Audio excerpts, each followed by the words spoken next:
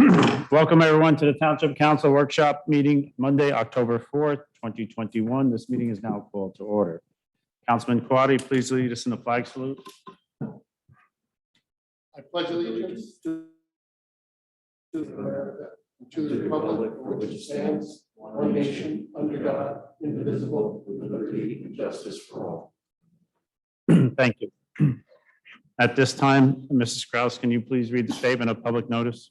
Take notice that adequate notice of this meeting has been provided in accordance with NJSA 10:4-10 as follows. Notice of the meeting was prominently posted on the bulletin board at the municipal building located at 225 Main Street, Little Falls, New Jersey on July 1. Copy of the notice was faxed to the North Jersey Herald and News and the Record on the same date. Additionally, a copy of the notice was filed in the office of the township clerk on said date. This meeting is being conducted under the circumstances surrounding the COVID-19 health situation. Only 25 members of the public will be allowed to attend the meeting in person. A link and a telephone number to join the meeting virtually can be accessed on the township website at www.lfnj.com. Electronic provisions have been established for the public to participate in that portion of the meeting. Thank you, Mrs. Kraus. Do we have, is the signal all right? Because I'm seeing. Yeah. Okay. Are we good? Okay, that's just the TV. Okay, thank you. Mrs. Kraus, thank you for that. At this time, can you please call the roll? Councilmember Hablitz, Councilmember Kawadi, Present. Councilmember Sieber, Councilmember Vanchery, Present. Council President Scoba. Present. For the record, we have three individuals, council members here, and that is a quorum. Is that correct, Councilor Wenzel? That is correct. Thank you. Mayor, the floor is yours. Thank you, Council President. This evening, we have three proclamations. The first of which, after I conclude reading the proclamation, I'm going to turn the meeting over to Councilman Kawadi for just a couple of seconds to say a few words as the chair of our Domestic Violence Committee here in town. And the first proclamation that I'm going to read this evening is the Domestic Violence Awareness Month proclamation. It reads, whereas domestic violence is a serious crime that affects people of all races, ages, gender, and income levels. And whereas domestic violence is widespread and affects over 10 million Americans each year. And whereas 1 in 3 Americans have witnessed an incident of domestic violence. And whereas children that grow up in violent homes are believed to be abused and neglected at a rate higher than the national average. And whereas only a coordinated community effort will put a stop to this heinous crime. And whereas Domestic Violence Awareness Month provides an excellent opportunity for citizens to learn more about preventing domestic violence and to show support for the numerous organizations and individuals who provide critical advocacy, services, and assistance to victims. Now, therefore, I, James Belford Damiano, Mayor of the Township of Little Falls, along with the Township Council, hereby proclaim the month of October 2021 as Domestic Violence Awareness Month, and urge the residents of Little Falls to work together to eliminate domestic violence from our community. Councilman Quadri, I'm going to turn it over to you now as the chair of the Domestic Violence Committee here in town. Thank you, Mayor.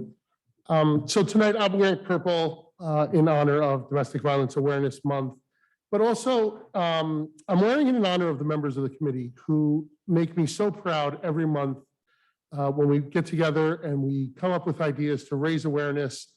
This group has been so concerned with this issue. It's really inspiring. And I want to commend the members that are here tonight on the extraordinary job that they do, making sure that the community is aware, putting out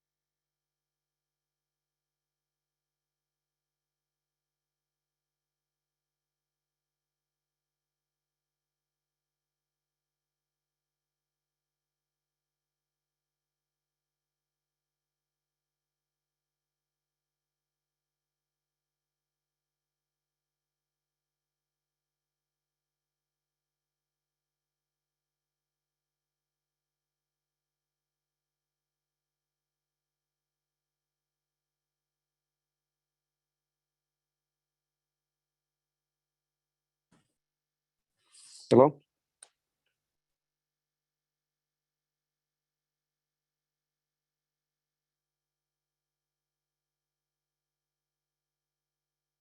Is the audio working? Can't hear the audio.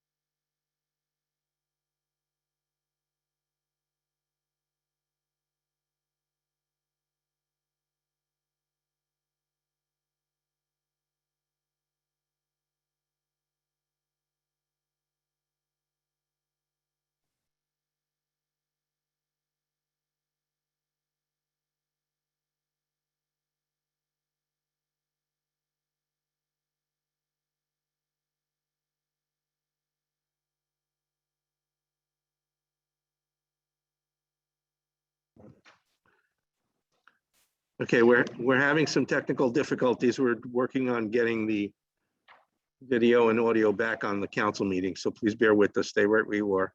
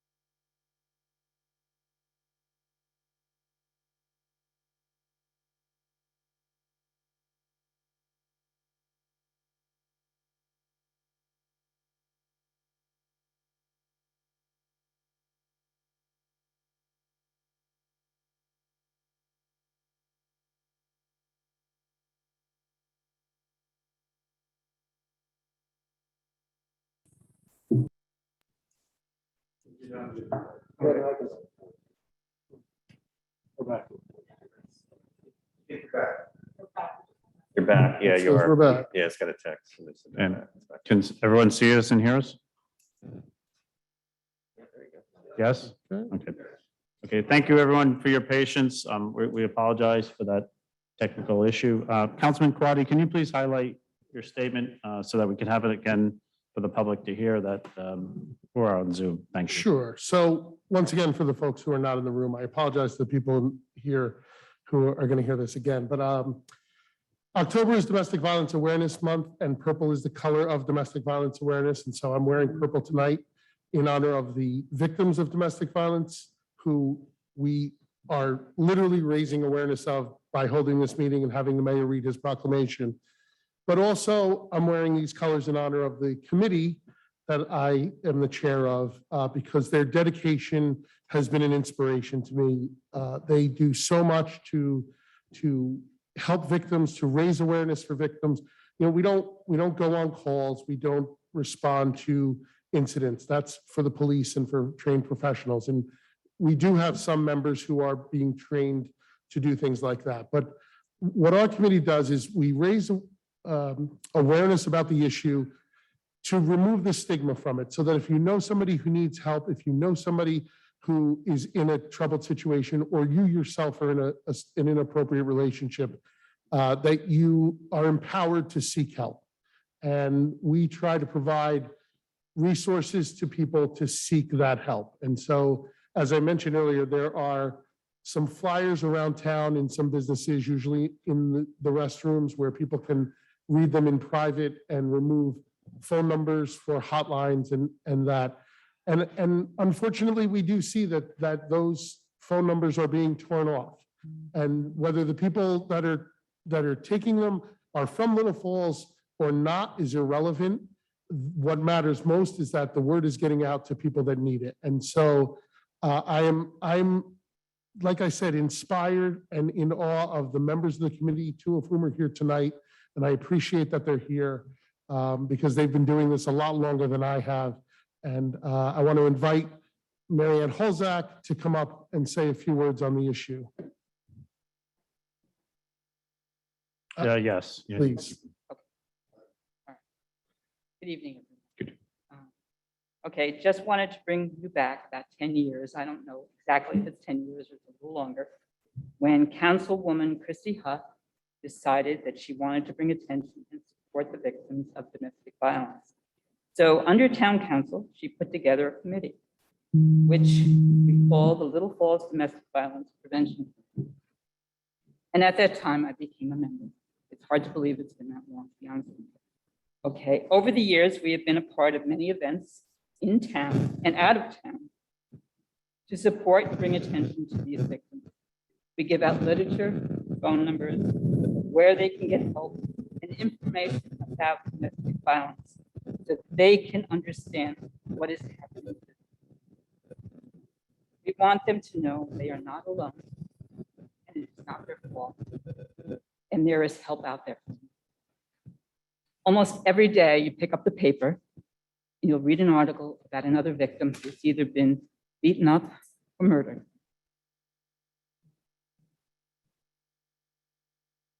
These cases don't represent the majority of domestic violence cases. Physical abuse is horrible and unacceptable, but so much DV, domestic violence, is psychological abuse to the victim, taking away their dignity, self-worth, constantly bullying them, even in front of the children, to the point where the kids start to believe it's the victim. Mom, most cases, that's the problem. Okay, they start to believe no one else would want them, and the abusers make them financially dependent. I remember over the years hearing stories about victims who said they just wish the abuser would hit them.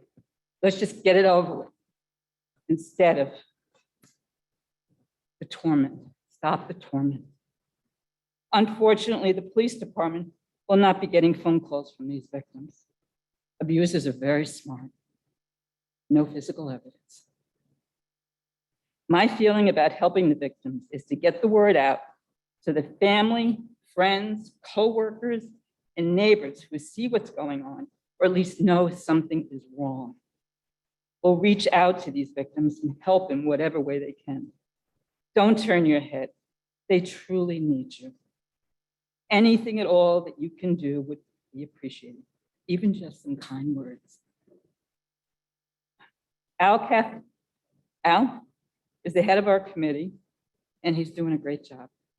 He's truly committed to the cause, and we truly appreciate him. In the next week, you will be seeing purple ribbons going up around town, as October is Domestic Violence Awareness Month. So if you know someone you feel is a victim, think about reaching out to them. You can truly make a difference. Thank you for listening. Thank you.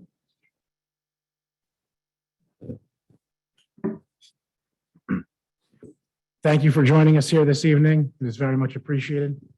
Councilman, you have any other words to add?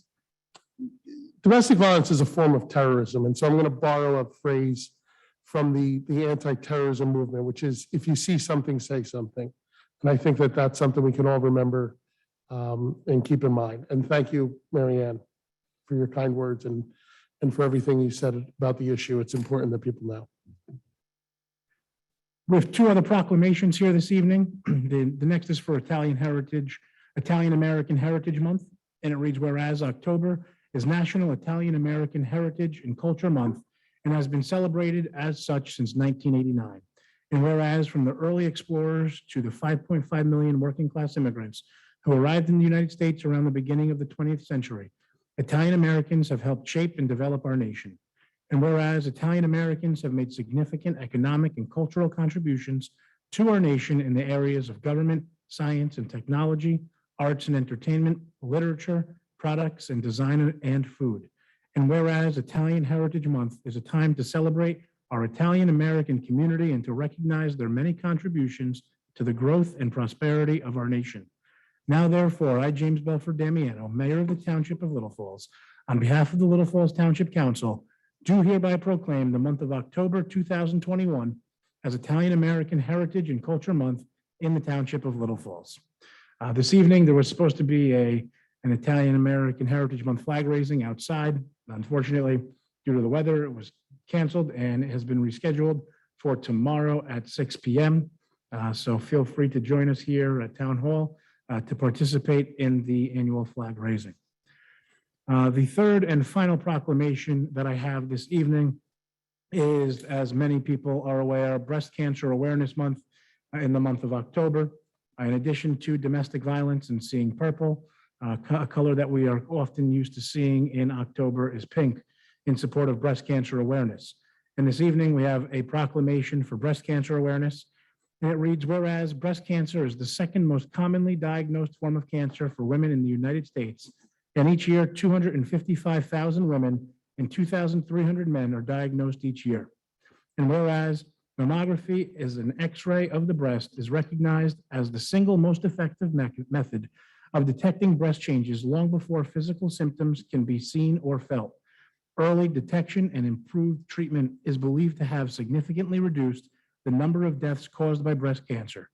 And whereas researchers, scientists, and numerous nonprofit organizations are dedicated to discovering the cure for breast cancer. During the month of October, we acknowledge the extraordinary commitment and effort invested in this cause. And whereas we recognize that over 3.8 million Americans are breast cancer survivors that give us hope of a better future.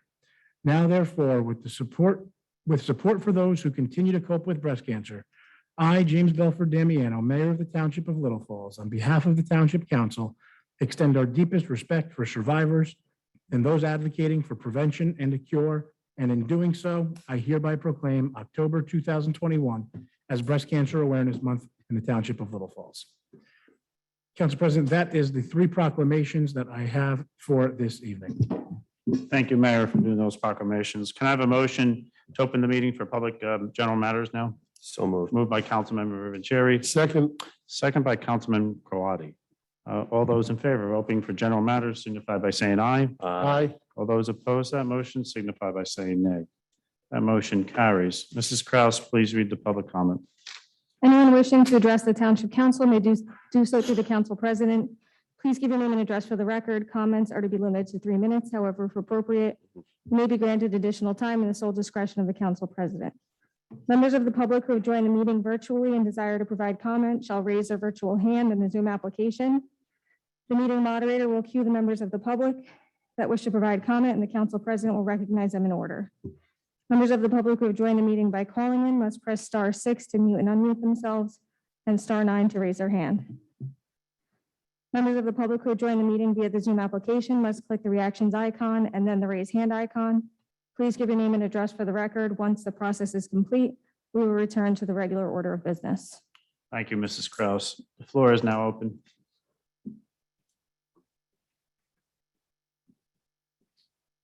Louis Fernandez, 54 Harrison Street. Good evening. Good evening.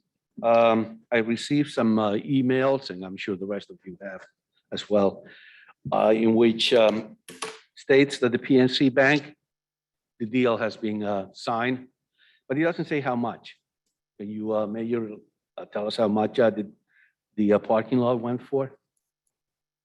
Number one, there is also a follow-up question that you read something about 15 parking spaces that they're sort of untouchable, which I think 10 parking spaces for employees and 5 for customers, I believe. Why is that? I mean, if it is hours, why should we provide business hours? Is when business downtown is open. They're open, banking hours, business hours. You want me to stop and? Do you have any more questions concerning the PNC? No. Okay. So your two questions are concerning the parking and the cost that the And township the, paid the for the cost. parking lot. Councilor Wenzel, do you have the cost? I'm bringing that up, so I can give Mr. Fernandez an accurate number on that.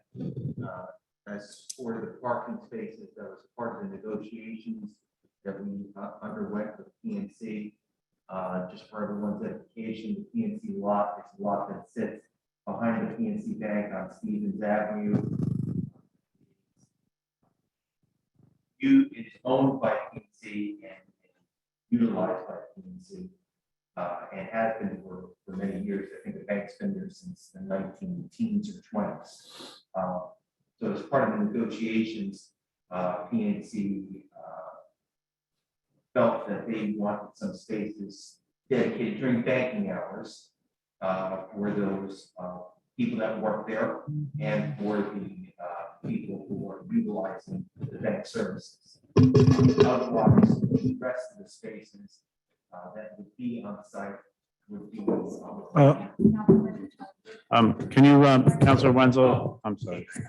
All right, I'll give it a go real quick. Okay, so, whoa, You know here we go. what? We went from 0 I'm to sorry that 60. we're having this, Mike. The Counselor, the mayor will, so it'll be easier to do it this way. He'll follow up on the parking. If you could find out the exact cost for us, but I'll no, address we- it. So, that's a Mr. negotiation. Fernandez, the short of it is this. So well, on the exact numbers, we can get you the exact numbers of what the purchase price on the property is going to be. One of the things that we realized with PNC is that both PNC and the township both had an appraisal of the property. The appraisal came back, I forget, several $100,000 higher than what the ultimate negotiated price was for the municipality to purchase the lot. And in lieu of them giving us several $100,000 off the purchase price of the lot, they requested that during banking hours that they have, I believe it was 10 spaces in the back 10 for and 5, yes. for their employees and 5 spaces up front for customers. And unfortunately, this contract was actually negotiated 2+ years ago, long before COVID was an issue. And unfortunately, it took some time on their end to respond to every single communication that we've ever had with them. So we were just able to solidify this deal. That's why the numbers have slipped my mind, because it is more than 2 years ago at this point. But again, the short of it is they requested, so initially the property was going to be purchased for full price, and if not sold to us for full price, we had discussed with them the possibility of taking the property by eminent domain. Of course, there was something we were hoping to not have to get into, and we didn't. Fortunately, we were able to negotiate with them, again, a several $100,000 off of the fair market value for them to have these few parking spaces, again, during banking hours early. And the thought process on this was this. Of course, obviously, the township acquiring this lot for several $100,000 less than what the fair market value is a benefit to us. And there's no real detriment to us in the sense that although there are a number of spaces that are dedicated to employees and the people that are utilizing the bank during banking hours, that is not the time of day where our parking lots are scarce for parking. That is oftentimes the time of day when there is ample parking in our downtown. So having this deal with them where during banking hours, they can use these spaces was really a win-win for us, especially because of the purchase price. And again, I don't know off the top of my head. So we purchased that lot for $270,000. I believe we had appraisals, PNC's appraisal was in excess of $500,000 on that lot that they had prepared. I'm sorry, $495. So it was a substantial savings to the municipality to enter into this deal with them, albeit it took 2 or 2.5 years to get it done. But it was done at, again, a several $100,000 discount for them to utilize these several spaces during banking hours. Off the top of your head, you know how many spaces are we talking about altogether? There have been a couple of plans drawn. I think we're going to net somewhere between 85 to 100 parking spaces in total. Okay. There's also been, just so you're aware, some discussions with the schools, because currently the schools utilize the 35 Stevens lot and some of the surrounding streets to park. And there's also some discussions with them that the back corner of the lot during school days, when teachers are utilizing the area to park, that they can park in a designated section of this lot, again, without fear of being ticketed, in the same section where the individuals who work at the bank will be permitted to park. So there have been some discussions with them, again, hopefully to address a number of the issues that our library has with the vehicles parking near the library and taking up close spaces for those individuals using the library. And I think, again, this could be a win-win across the board. Okay. Also, one question, then later on at the end of the meeting, I'll ask the other questions. The planning board, I see that we keep getting more and more building applications. It looks like we are, to me and to most of the people in Little Falls, and by the comments that I see on the emails and different blogs, it looks like we are overpopulating the town. That's number one. And I wonder if that has anything to do with the flooding, because the sewers, you can only put so much water into the sewers. And it seems like we are really tapping into the sewers quite often. That's number one. Number two is I noticed that even though this meeting is, it takes hybrid or whatever, it can be seen by you on YouTube and also in person. It seems like the planning board is not, is only by video, correct? When the fact is that it's being held in the same building, in the same room. And I wonder why. Why are the people, because let's face it, to me and to quite a few other people, there is no meeting like in-person meeting. When you make a comment through a computer, through a microphone that is someplace, sometimes miles away, is very impersonal. And sometimes you don't have that interaction. Well, most of the times, of course, you don't have the interaction with the person that you're talking to. It becomes very, very impersonal. So why do we have an in-person meeting in this room, which is the same room that the planning board is using, but they cannot? Mr. Fernandez, that's a great question. The planning board has many more members than what you see here. If every member showed up, the substitute members, everyone would show up. I think the room, correct me if I'm not mayor, it's about 12 to 16, 12 members or, a matter of fact, it'd be about 16, 18, 13 members. 13 members, yeah, plus the professionals. So therefore, it's much more crowded and the space becomes a problem. Here, we're 5 council members and some staff, so we're able to do this, but the chairman of the planning board does not want to put anybody at risk because there's many members, and that's the reason, that's the, to answer that question. To go to, as far as the building, you use the word overpopulated. I don't really know what that means by saying overpopulated. Does any council members want to comment on the questions of building? I will address it. The mayor also. It seems like Okay, what I'm I'll address it, talking and about. also the mayor will address it. Yeah, what Those applications come before the planning board, and they have to meet the criteria of the planning board. No, I understand. I mean, so I'm not it's saying not- that they're doing anything illegal or Right. anything like that, but the same, and I'm sure I've seen it, and I'm sure you have seen it in different towns. They have moratoriums where, for X amount of time, no building permits are allowed. I don't know if I don't know if a township could actually say no more building permits allowed and stop applications I have coming seen forward. it in, you're from Clifton, right, Councilor? Can you pass a moratorium to say no more building? I think what Mr. Fernandez is referencing is that at one point, I think at one point in the pandemic, there was a point at which there was a stop on it because of inspectors going into buildings. You cannot stop people applying for building permits, but you can place other restrictions on development, which is done through zoning. And you can put requirements on developers when they appear before the planning board.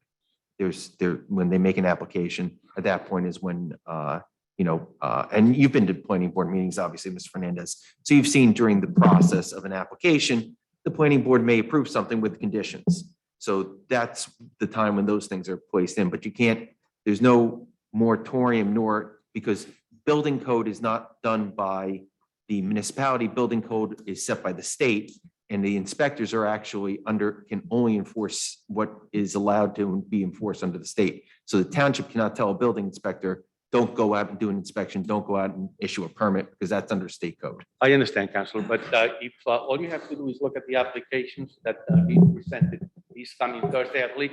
Yes. And talking about putting like different roadblocks or whatever. Some of them, they require variances, and I'm not talking about probably 1 or 2 variances. They require quite a number of variances. Those variances were put in place to protect the public. So why are we eliminating those variances to satisfy the general contractor? Right.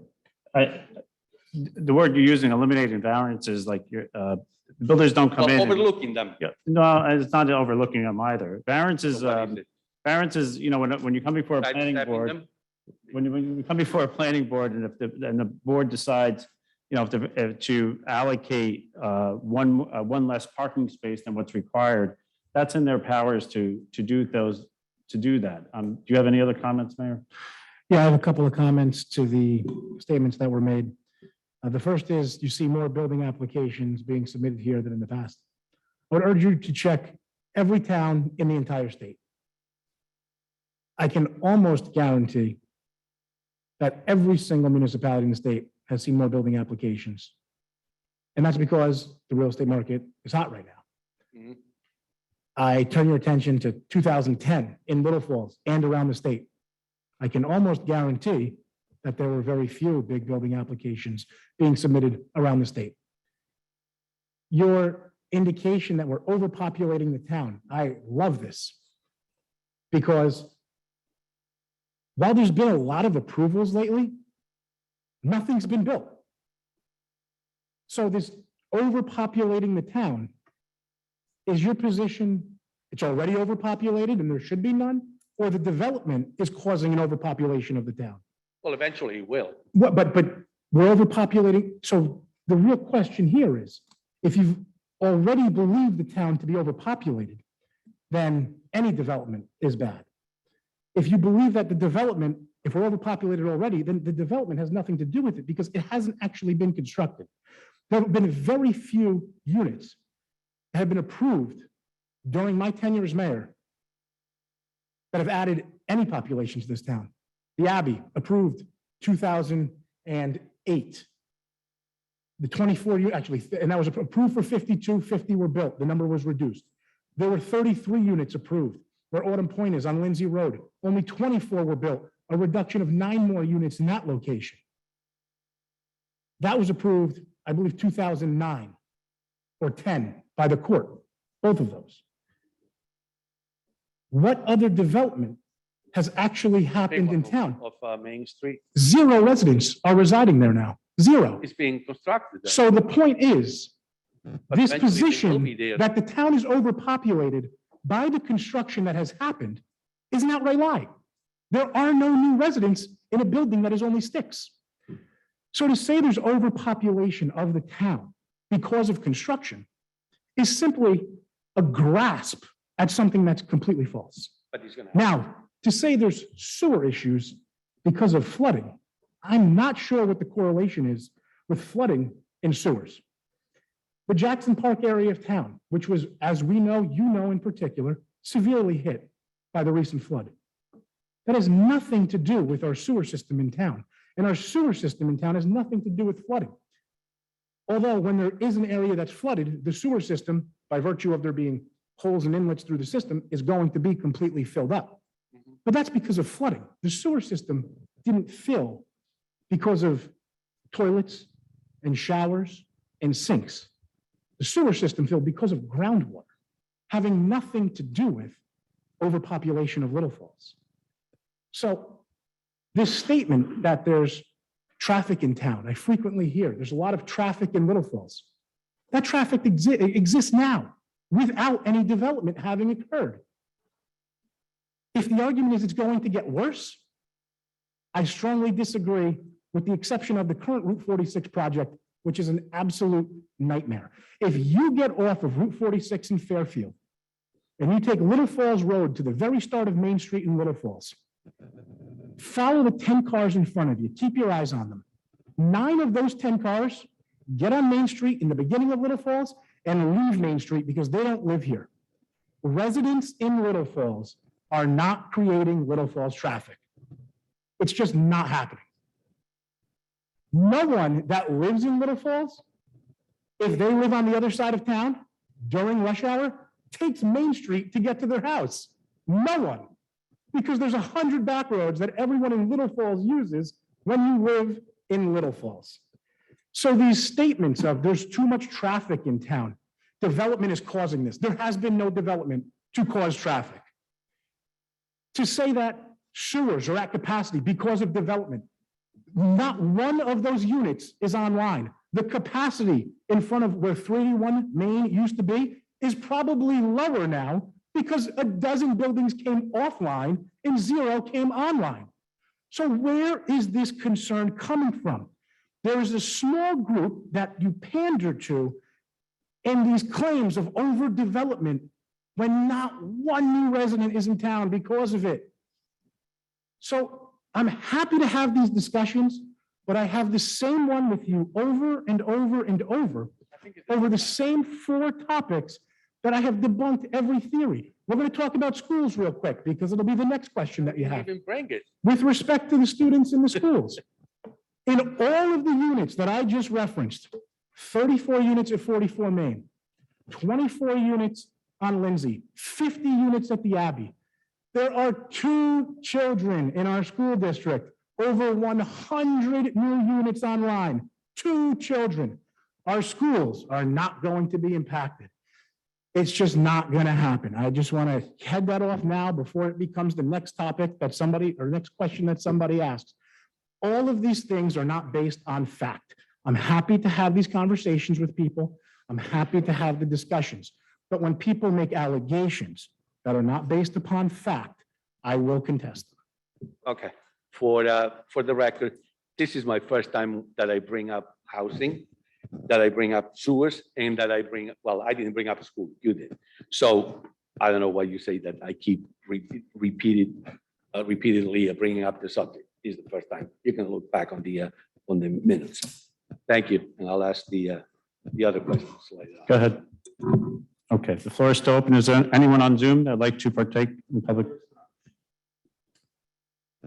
I see no one else in the public, no one else on Zoom. Can I have a motion to close the public comment? So moved. Moved by Councilmember Vanchery, Second. second by Councilmember Quaddy. All those in favor of closing to the public signify by saying aye. Aye. All those opposed to this motion signify by saying nay. This motion carries. Mayor, under your report, if you would also include 1426, 1427, which is on our agenda, and explain to the public the benefits of that ordinance that's going to come before the council, and especially with the impervious circumstance that goes along with that. Sure thing, Council President. First items under my report this evening. First is the resolution acknowledging receipt and review of the 2020 annual report of audit. And as myself and the council members have recently had delivered the 2020 annual report of audit of the municipality for our review. I certainly acknowledge receipt of it and was able to take some time this weekend to review it briefly. I know there is a corrective action plan that coincides with the audit itself. And with the assistance of our auditor, a number of items were I guess, brought to our attention that need to be corrected for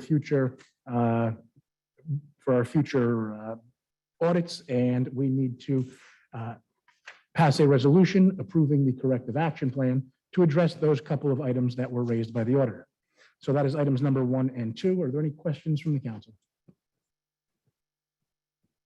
Item number 2, 2. All right, so item number Great. 2 now, the resolution authorizing the execution of an agreement between the Township of Little Falls and NJDOT. And I'm going to do this one with number 4 here because it's also with DOT. It's a resolution authorizing the execution of the grant agreement with NJDOT for Main Street Streetscape Project.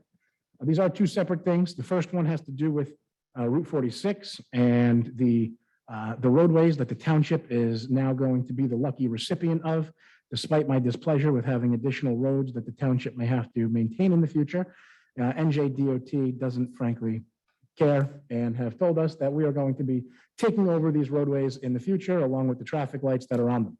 So that is the, I guess, agreement that the township is going to be entering into with the Department of Transportation. The fourth is the resolution for the agreement with the Main Street Streetscape Project. And this one I certainly approve of because this is monies that DOT wants to give to us to make an improvement for our streetscape. So while number 3 is not one that I love, number 4 tonight is one that we are going to be receiving some funding for our streetscape project here in Little Falls. Any questions on those before I get to the ordinances this evening? All right. So the ordinance number 1426 and 1427, the first an ordinance that is entitled zoning to eliminate the floor area ratio requirements from the R1A, R1B, and R1C zones. So I'm going to give just a very quick overview for those that don't understand floor area ratio, because I will tell you, I didn't always understand floor area ratio. To give a very quick, I guess, my version of what floor area ratio is. Floor area ratio, the FAR, is a way that municipalities and cities and townships and calculate lot coverage on lots throughout municipalities. And what the floor area ratio does is it says if your home is 20 feet by 20 feet, you have a 400 square foot lot coverage. But if your house is now 2 stories, your floor area ratio is now actually 800 square feet because it's the first floor and the second floor. And it may include a basement depending on your ceiling height, and it may include some other area of your home if you have a half story or something of the like. So really, although your house is only covering, again, in my example of a 20 by 20 home, 400 square feet, we may have to, as the municipality, look at it and say, well, your home is actually 800 square feet because it's 2 stories. So if you want to put a patio in your backyard, your lot coverage, because you have 2 stories, although the foundation is the same size, because you have 2 stories, you may not be permitted to put that awning over your steps or that patio in the back because the impervious coverage that your house now takes up because of this floor area ratio calculation exceeds what is permissible in the particular zone. And again, that's my lay explanation of a floor area ratio. And in my opinion, again, just my opinion, it's a terrible way to calculate lot coverage. Why? Because if our concern in Little Falls is flooding, certainly a concern that I have, how does a 2-story home that now is magically 800 square feet not allow you to put in a patio, but the 1-story ranch 400 square foot home, although again, same size foundation, does permit you to put in a patio? I believe it's a flawed way for a small town to calculate the area that your home takes up on your lot. So you may say, well, then what stops someone from building a 40-story building if the footprint of it is still only 20 by 20? And the short answer to that is the height that's permitted in a zone and the amount of stories that are permitted in a zone. If 35 feet is still the maximum height in a particular zone, you're still only allowed to go 35 feet. If it's 27 feet, et cetera, the height in that zone still dictates how many stories you can go, and we also have how many stories you can build in each zone. So to say that, well, we might now deal with an 8-story home is not going to happen. One of the things that I've noticed, and this has to do with the number of applications that have been before the planning board in the past couple of years, is we've had a lot of residents coming before this planning board seeking, which it triggers a D variance because a floor area ratio variance, because they want to add a deck, a patio, an awning, some steps. And it's only because their home is 2 stories or 2.5 stories or what have you, that they are now required to appear before the planning board to seek relief from this floor area ratio because really their lot is not over impervious. It's just because of this floor area ratio. And that relief, as the planning board has looked at it over the past couple of years, has almost been a no-brainer because had that lot been, or had that home been a ranch, there wouldn't have even been a question. No variance would have been triggered and they would have been able to add the patio, the deck, the awning over their steps, whatever it may be. But because it's a 2-story house, again, taking up the exact same lot coverage, now it's not permitted. And what bothers me is that when an applicant is required to appear before a planning board, although a homeowner on a single-family home can represent themselves before a planning board, they oftentimes opt to hire an attorney. And no knock on attorneys, being an attorney myself, but hiring an attorney and an engineer, no offense to Mr. Lemanowitz, and a planner and an architect and all of these other professionals becomes extremely expensive. And the expense that many of our residents have gone through to add a stoop, to add a deck is astronomical. And I don't want to see these residents and our residents here in town and our neighbors continue to have to incur these expenses because of what I believe is a flawed way of calculating the lot coverage of a home on a lot. Again, I believe there are fail-safes to ensure that buildings are not 8 stories high next to a single-family ranch. while again maintaining the character, the small town characteristic of this municipality, but allowing people to install a little patio paver if they so choose. So by moving to two calculations in each zone, one being the lot coverage of your principal structure, and the other being the total impervious coverage of your lot in both the R1A, R1B, and R1C zones, I believe this makes for a far more cut and dry explanation and calculation of how much area your home and your impervious coverage, whether it be a driveway, a walkway, a patio, takes up. And I believe this will negate and obviate the need for a lot of our residents to make small improvements to their homes without having to appear before the planning board, wasting time, money, energy, everything that can be far better spent on maybe making the improvement itself.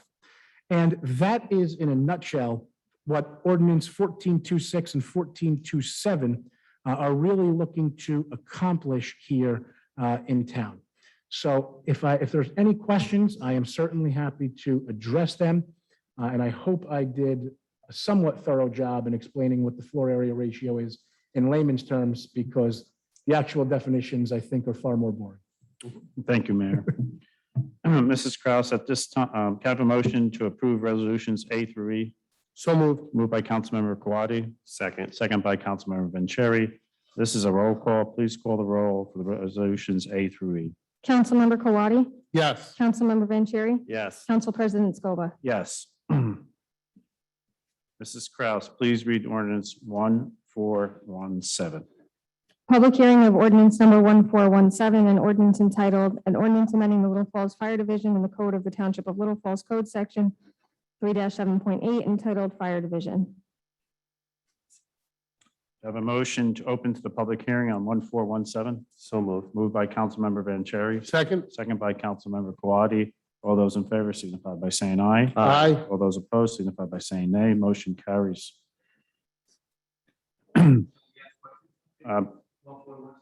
Just one moment. Can I have a motion to, yeah, go ahead. Yes, the floor is open. I'm sorry. The floor is open. Yes. I apologize. Go ahead. I was wondering, Louis Fernandez, still at 54 Harrison Street. And now, I was wondering if you can clarify that ordinance. I'm sorry. I just got to announce your name. That's all, not the address. Oh, okay. Yeah. Louis Fernandez. Thank you. I was wondering if you can, or somebody can clarify that ordinance, because I was reading it. Unfortunately, my printer is not working and I couldn't print it. But I read something that it was sort of contradicting. Mr. President, I have some good news for you, I think. And I should have mentioned this earlier. I'm asking the council to table this vote again this evening until the next meeting. Okay. So you'll have time to print it, read it with a fine tooth Okay, comb, that's- and ask any questions that you may have. The version that has been uploaded to the website tonight may have some minor tweaks, may or may not have some minor tweaks after final discussions with the fire department. And at that point, I'm going to ask this council to then approve it. I apologize, Mr. Fernandez. So Mayor, you think at the next meeting or so, we'll be able to bring 1417 to resend? Okay. Okay. Can I have a motion to table 1417? When is our next meeting? October 25th. To the October Did we- 25th? Did we close public hearing? Oh, yes. Okay. Can I have a motion to close the public hearing? So moved. Moved by Second. Councilmember Kwati, second by Councilmember Vanchery. All those in favor of closing the public hearing signify by saying aye. Aye. All those opposed signify by saying nay. Have a motion to table ordinance 1417 to the October 25th meeting. So moved. Moved by Councilmember Kwati, second by Councilmember Vanchery. Is that a roll call or Yeah. roll call? Mrs. Kraus, please call the roll to table 1417. Councilmember Kawadi, Yes. Councilmember Vanchery, Yes. Council President Scoba. Yes. Let's move on to read ordinance 1425. Second reading and public hearing of ordinance number 1425, an ordinance entitled, an ordinance of the Township Council of the Township of Little Falls in the County of Passaic, State of New Jersey, to amend and modify Chapter 33 Cannabis Regulation of the Code of the Township of Little Falls. Thank you. Have a motion to open to public hearing on ordinance 1425. So moved. Moved by Councilmember Vanchery, Second. second by Councilmember Kwati. All those in favor of opening the public hearing on 1425 signify by saying aye. Aye. All those opposed to that motion signify by saying nay. Motion carries. So the floor is open for 1425. Seeing no one, can I have a motion to close to the So public moved. hearing is moved by Councilmember Kwadi, second by Councilmember Vanchery. All those in favor signify by saying aye. Aye. Those opposed signify by saying nay. We are now closed the public hearing on ordinance 1425. Can I have a motion to adopt ordinance 1425? So moved. Moved by Councilmember Vanchery, Second. second by Councilmember Kwadi. Mrs. Kraus, call the roll to adopt ordinance 1425. Councilmember Kwadi, Yes. Councilmember Vanchery, Yes. Council President Scoba. Yes. Mrs. Kraus, at this time, read ordinance 1426, please. Introduction of ordinance number 1426, an ordinance entitled Ordinance of the Township Council of the Township of Little Falls in the County of Passaic, State of New Jersey, amending the Township Code, Chapter 280, entitled Zoning to eliminate floor area ratio requirements from the R1A, R1B, and R1C zones with a second reading and public hearing scheduled for November 22nd, 2021. Have a motion to introduce ordinance 1426. So moved. Moved by Councilmember Kwadi. Second by Councilmember Vanchery. Mrs. Kraus, call the roll to introduce 1426. Councilmember Kwadi, Yes. Councilmember Vanchery, Yes. Council President Scoba. Yes. At this time, Mrs. Kraus, read ordinance 1427. Introduction of ordinance number 1427, an ordinance entitled Ordinance of the Township Council of the Township of Little Falls in the County of Passaic, State of New Jersey, amending the Township Code, Chapter 280-6, entitled Zoning Map with a second reading and public hearing scheduled for November 22nd, 2021. Have a motion to introduce ordinance 1427. So moved. Moved by Second. Councilmember Vanchery, second by Councilmember Kwadi. Mrs. Kraus, call the roll on 1427. Councilmember Kwadi, Yes. Councilmember Vanchery, Yes. Council President Scoba. Yes. Councilmember Vanchery. Sure. Thanks, Council President. First, want to say, Mayor, thank you for the 3 proclamations. As you can see, I'm wearing pink for Breast Cancer Awareness Month. I've had friends and family that were impacted by this, so thank you for that acknowledgement, as well as the great work that's being done for domestic violence. It was great to hear your words, Council McWatty, but also Mrs. Holzak. It was good to hear from you and how this committee was formed and where it is right now and how it continues to help so many people in town. So appreciate the work that you're doing, as well as your fellow committee members that are here today. So thank you for that. The third proclamation, Italian American Heritage Month. As a child of a parent and grandparents that were born in Italy, it's proud to see that today. And as the mayor alluded to, we were supposed to have the flag raising tonight at 6 o'clock, but because of the weather, we decided to push it off till tomorrow. At the same time, at 6 o'clock, I invite everyone to attend. The members of the Passaic Valley Unico will be there, and they've promised to bring cannolis and coffee for everyone. So we'll have a flag raising and then have some desserts. So we're looking forward to acknowledging the month for Italian American Heritage. And I did want to take a moment to acknowledge someone that passed away just over a week ago. It was an Italian American who established himself in Little Falls. If you don't know Luigi Gergigo, I'll just say simply Sunray Pizzeria. Sunray has been a staple in this town for a number of years before it was in Patterson on Wayne Ave. Luigi was the founder and owner of Sunray Pizza, and I'm 46 years old. I've known Luigi as long as I've eaten pizza, many a nights at all of his establishments, and just wanted to acknowledge his passing. He was 93 years old. He passed away just over a week ago, and my thoughts, of course, go out to his family, his wife Katerina, and his sons Angelo and Ralph, who I think most of you know when you go into Sunray right now. You see them; they're carrying on his father's legacy. Luigi was a great guy. If you had a chance to talk to him, it was always loud and just fun to be around, telling stories, and just it was tough to hear his passing because he's someone that, like I said, I've known my whole life. So my thoughts are with the Gergio family on the passing of Luigi. Some other items I want to touch on. I do want to give kudos to my colleagues that are not here tonight, Councilwoman Sieber and Councilwoman Havelitz. Yesterday was the Little Falls 5K that took place. Proud to say I actually ran. Maybe I'll get my colleagues next year to run. But it was just a great event that was put together by the two of them with the recreation department. And there were so many people that were involved, from volunteers from the PV high school track team was there, members of the CERT team. You had also the Little Falls Police Department there. It was a nice event, see everybody come together. It was a new route, which actually was pretty good on my knee. So no complaints from me, but just want to give them kudos. I know they're not here tonight. Also over the weekend, there was another great event that took place led by the Little Falls PBA. It was their annual Oktoberfest. And I do want to recognize their PBA president, Sean O'Brien, and some of his members, Kevin Said and Frank Conti, for the work that they did this weekend to put on a great event. But they also did something else. A few weeks ago, I had reached out to PBA President O'Brien and told him about a resident who has a nephew who doesn't live in Little Falls, but was battling cancer, and he's 18 months old. And they were looking to be a part of the Oktoberfest by selling T-shirts. And without hesitation, Sean said, absolutely bring them there. And let's talk about what we can do for them. So over the weekend, the PBA and police department pulled together a nice gift bag set for Liam Marquez, who's 18 months old, who's battling a rare form of bone cancer.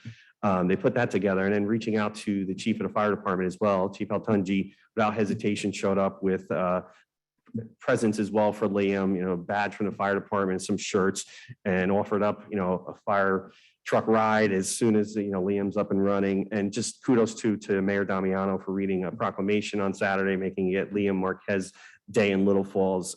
It was great to see the community rally around a young boy who's going through a tough time right now. And I know there's other things planned tomorrow night for Liam's Warriors, the foundation that was put together by his Aunt Jessica, who lives in town. They are doing a dine and donate at Maggie's. There's a flyer on Facebook, and you just got to tell them it's for Liam's Warriors. And there's some other events that are planned to really give this young man as much as he can while he's still here as he battles his cancer. So just wanted to say kudos to the PBA and fire department. They did a great job. Unfortunately, Liam couldn't be there. He was just, he had some chemo on Friday and was under the weather on Saturday, but his family was there to support him. And again, they were selling T-shirts, and they're still going to sell them. So if anyone's interested, please check out Liam Warriors on Facebook.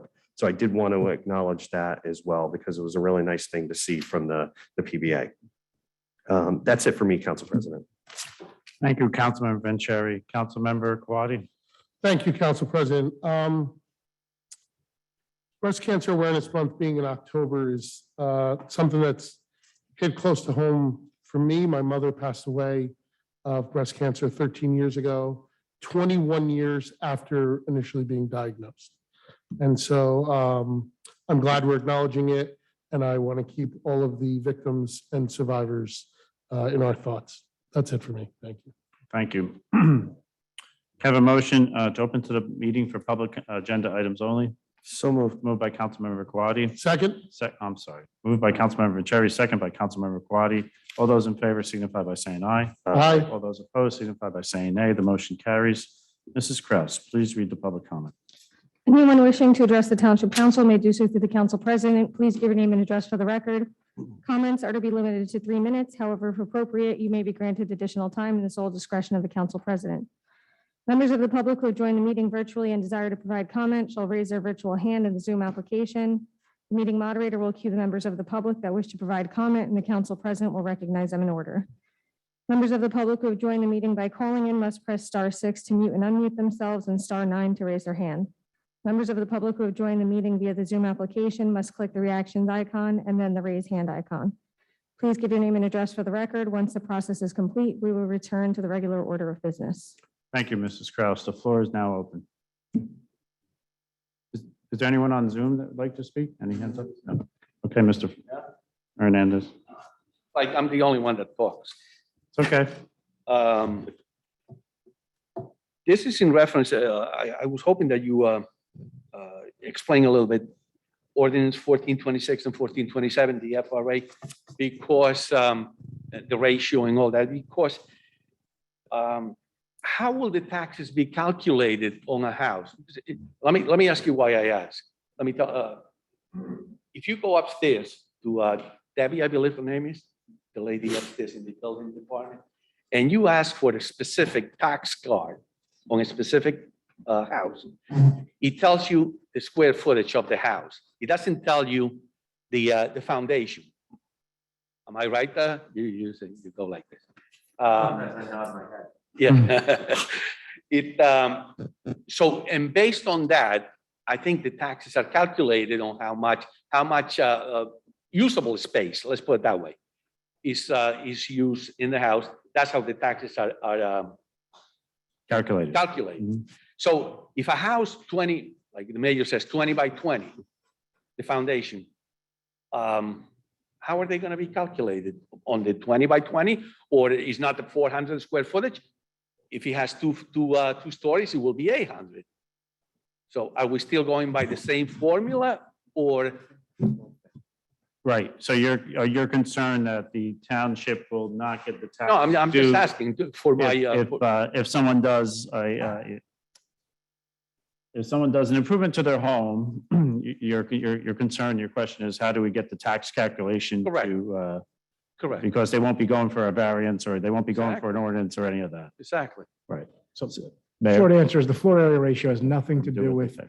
how taxes are calculated. A 4,000 square foot home is still a 4,000 square foot home. This simply has to do with lot coverage, having nothing to do with taxes whatsoever.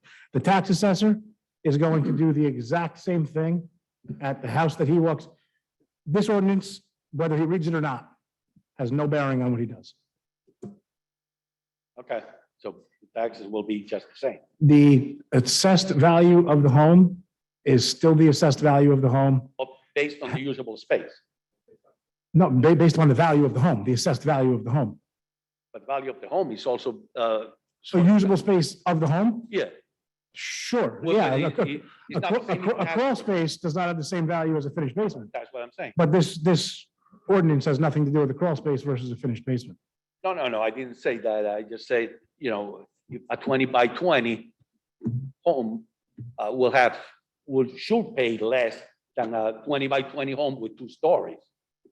Sure, and again, that has nothing to, this only has to do with whether or not you could put a patio outside Correct. I on your 20 to 20 by 20 footprint. Okay. Also, one thing that and I've been meaning to say these for the past quite a few meetings. I have a little bit of a problem with the way the format reads. Like, for example, today the public comments on the agenda, they're being made after the fact that some of the issues have been approved and passed already. Shouldn't be the other way around. Shouldn't be first discuss and talk about the ordinance and the matters and whatever, and then approve, Well, Council, you want? like for today. Today, the first meeting, the first public comment, it was on, I think it was on. You're right, but you also recognize that, Mr. Fernandez, we have public hearing on ordinances as well for the public to comment on those ordinances, as we did this evening, correct? Right? We had opportunity for the public to comment on those Yeah, public but words. so quite a few times I came in front of this podium and you said, no, Mr. Fernandez, you got to talk about that later on. And later on, it might be too late because the ordinance might have been approved already. Right.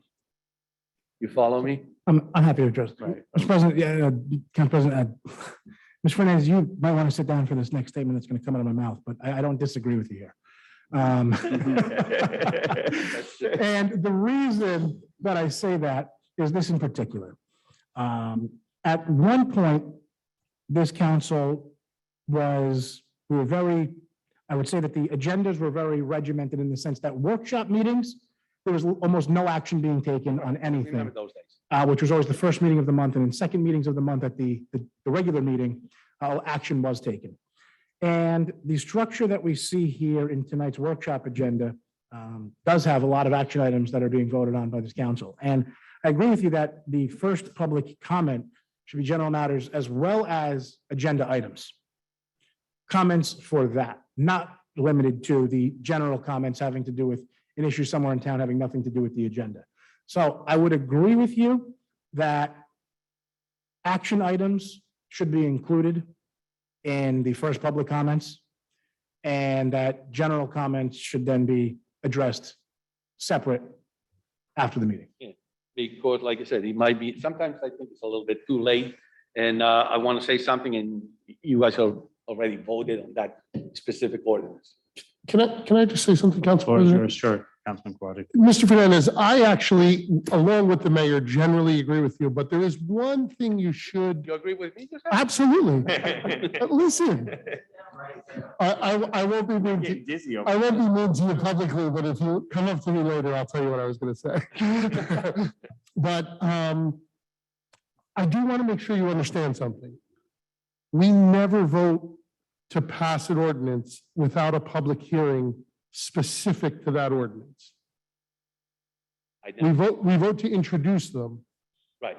but when we pass it, there's always a specific public hearing for that ordinance. So we're never not hearing what you have to say before we pass an ordinance. Introducing, yes, but we don't introduce and pass at the same time. So we may introduce it without hearing a public comment, but we never, ever pass an ordinance without a public comment immediately before the vote. So just to make sure that you are aware of that, I you am, always have an opportunity to. I am, but Okay. I'm also. Mr. Fernandez, give me a second here. So I want to get a clarification. So can council, can we talk about an ordinance before it's been introduced? Through you, Council President. Right. If an ordinance doesn't exist for the purposes of discussion until you introduce it Correct. under statute. I think, though, and I'm not going to agree with Mr. Fernandez. Man. Fighting a thousand. The very fact that I'm here tonight, I think threw them off. But let me say this, the agenda of this council have two public comments Right. is. You're not up.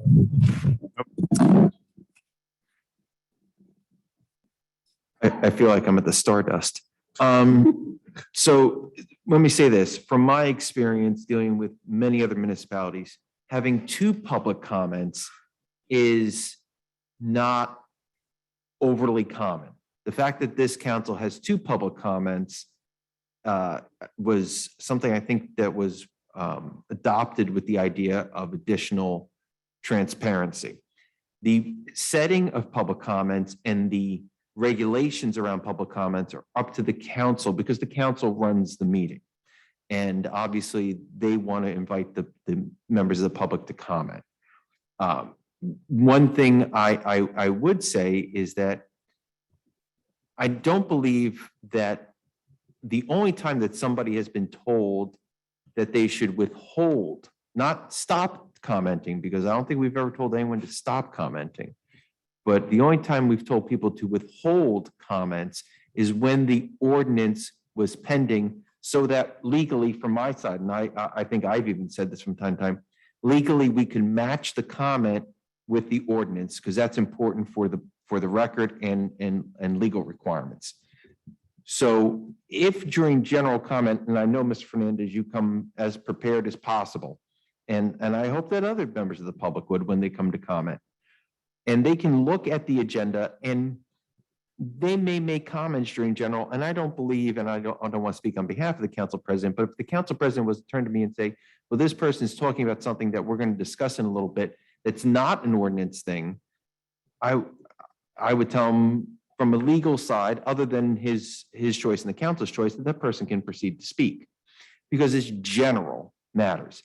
I think the idea here on agenda is to focus the commenters at this point on the agenda items and to make comments on the agenda items.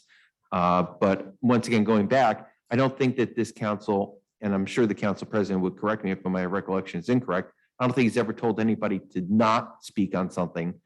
He's told people to withhold until the ordinance comes up. So that's the only I just thing I would wanted to say. make that point because sometimes it seems like the order in which some issues, some ordinances are presented, and the vote takes place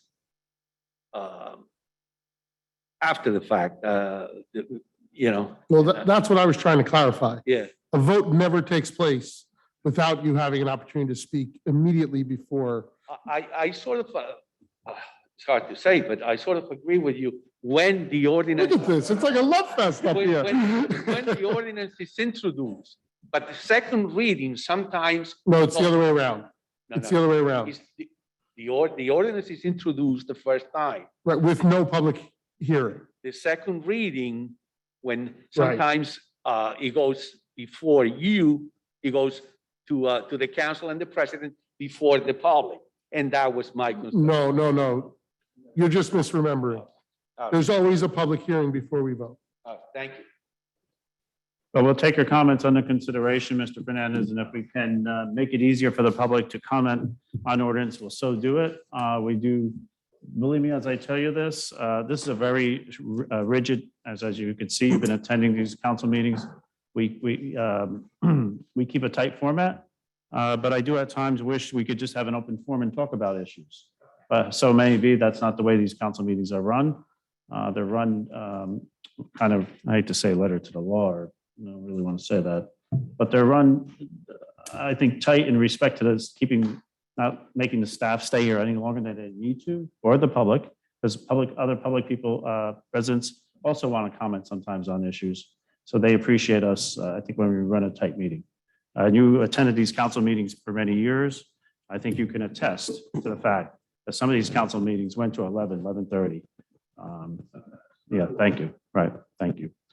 Okay, so anyone else would like to talk? No one, right? Okay, thank you. At this time, can I have a motion to close the public comment? So moved. Moved by Councilmember Vanchery. Second. Second by Councilmember Quattie. All those in favor of closing the public comment signify by saying aye. Aye. All those opposed signify by saying nay. At this time, can I have a motion to adjourn this meeting? So moved. Moved by Councilmember Quattie. Second. Second by Councilmember Vanchery. All those in favor of adjourning this meeting signify by saying aye. Aye. All those opposed signify by saying nay. This meeting is now closed.